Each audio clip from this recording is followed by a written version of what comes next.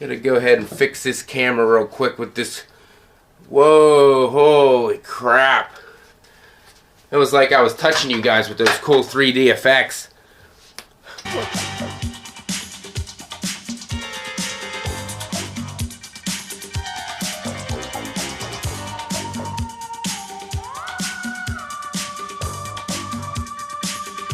What's up, guys? Welcome back to Futchie's Horror Movies and More.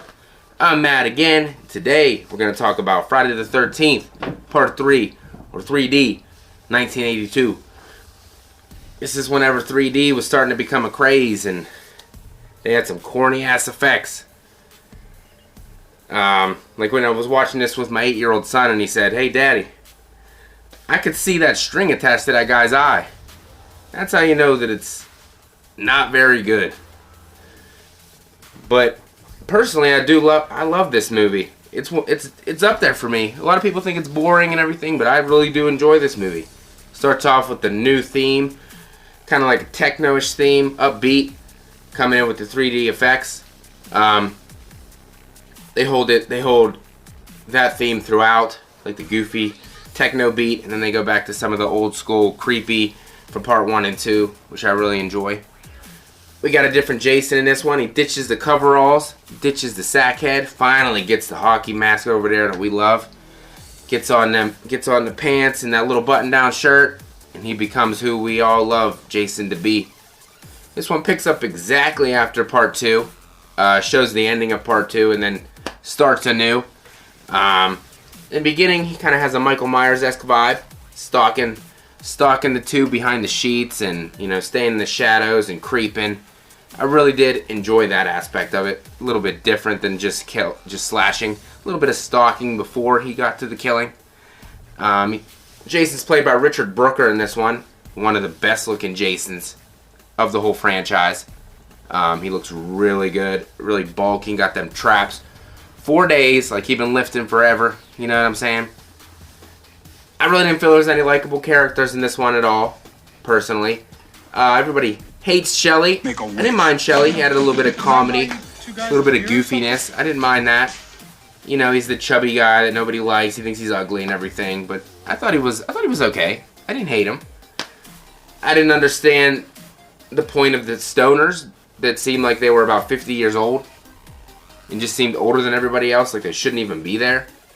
And I know it's a Friday the 13th that people get stoned, but they really didn't have a purpose because that's all they did. They didn't do anything else. So I did not like that. Chris, the main final girl, she had a weird backstory where Jason might have raped her or something.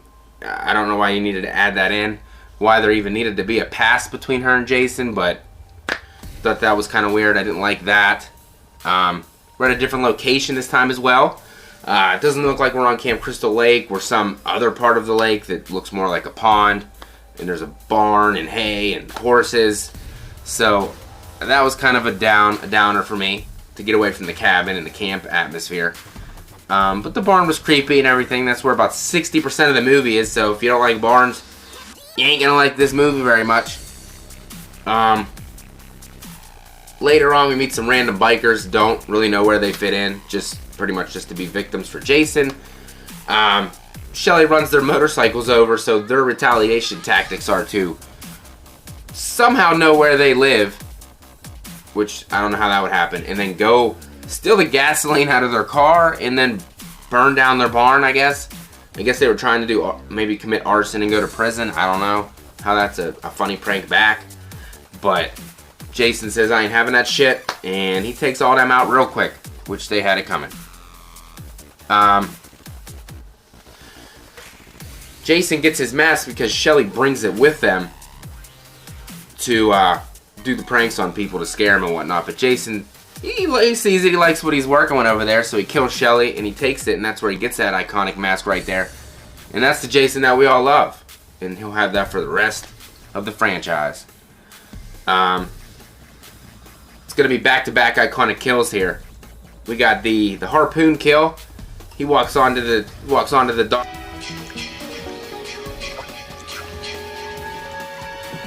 Hey, I dropped your wallet. I'm sorry. I got it. Who are you? What are you doing? Hey, now cut that out right now. That's not funny. Doc, real slow, points that gun. Who are you? Right in the eye. Dope. I like how he just drops that gun right on the dock and walks away like nothing happened. Then it goes to another iconic kill when he kills Andy, walking on a handstand, gets that machete. Yeah. Are you still out there? I can't hear you. Right down the middle, splits him. Even for back in the day, the effects of that, it looks real. You actually think that that happened. And whenever they display his body and his intestines are out and everything, it looks so good. It's probably one of the most iconic kills. That's what I think of when I think of this movie right there. That one thing.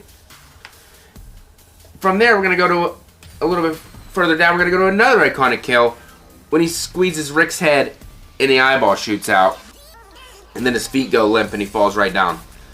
Yes, it's corny, but you can't say that ain't cool. You can't. Because that's just how strong Jason is to squeeze that head. And to think Jason's more of a normal guy in this one as well. He's not superhuman yet. So that's just saying how strong he really is.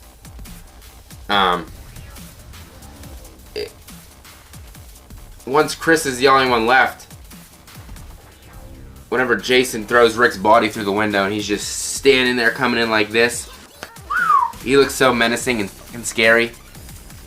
I got my ass out of there quick. But Chris is a pretty good final girl. She puts up a heck of a fight against Jason, hitting him with the log and then hitting him with the axe and hanging him. She don't play no games. She was afraid and she was fighting for her life. Whenever she's in the barn with Jason for the final scenes of the movie, that's pretty iconic to me. I really enjoy when they're out there having their little battle. The one biker from earlier though, Ali, comes back to do nothing. We thought he was dead. He comes back to get his hand whacked off. And then he gets whacked to death anyway, so he might as well just stay dead the first time. But whenever she hangs him, Jason gets hung off the top, the rope around his neck and pushed off, and he just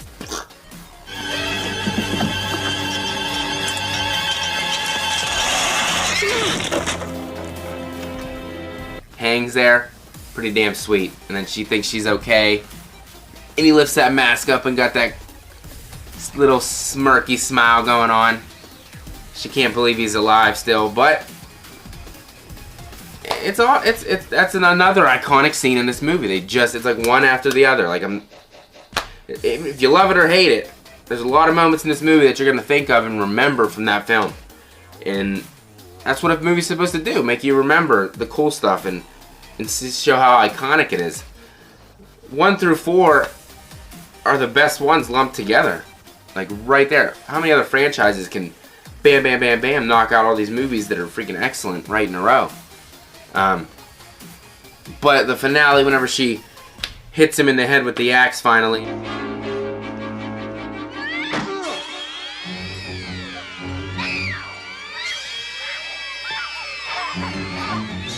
And he's walking around like this coming at her.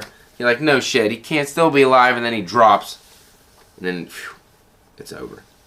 And then we got to get to the jump scares again. And Jason's trying to get out that window, and he can't figure out how to open up a window. And then he runs out the front door, and then he's gone. And then his mother pops up out of the water, just like Jason did in the first one. And guess what? It was a dream, and it never happened. And also, why would his mom be in that part of the lake anyway? And why would she have her head back on when it got cut off in part 2? In part 1. But that doesn't take away from the movie for me, personally. I love it. But then Chris goes crazy at the end. Not like Jenny's like a hero and whatnot. Chris goes nuts, laughing. She's going to be in the loony bin. She might run into Tommy Jarvis there later. We'll get to him later. Who knows?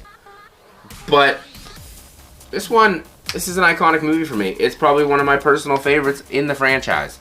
Jason looks the coolest. Richard Brooker played a great Jason, definitely up there in the top. His look, the mask, everything is dope. The characters suck a little bit, but you got to get over that. It's a Friday the 13th movie. So at a scale of 1 to 5, I'd probably honestly give this a 3.5. That's probably a lot higher than most people would rank this movie. But I personally enjoy it, and I find me watching this one a hell of a lot more than any of the other ones. So, guys, let me know what you think. Hit that like button, hit that subscribe, and I really appreciate anybody who watches these videos because I enjoy making them a lot. I love talking about horror movies, and I love sharing what I think with you guys. So, if you could, just hit the like, hit the subscribe, hit that bell for the notifications, and I got one more little thing to say to you. We'll get a little bit of 3D. Have yourself a scary day.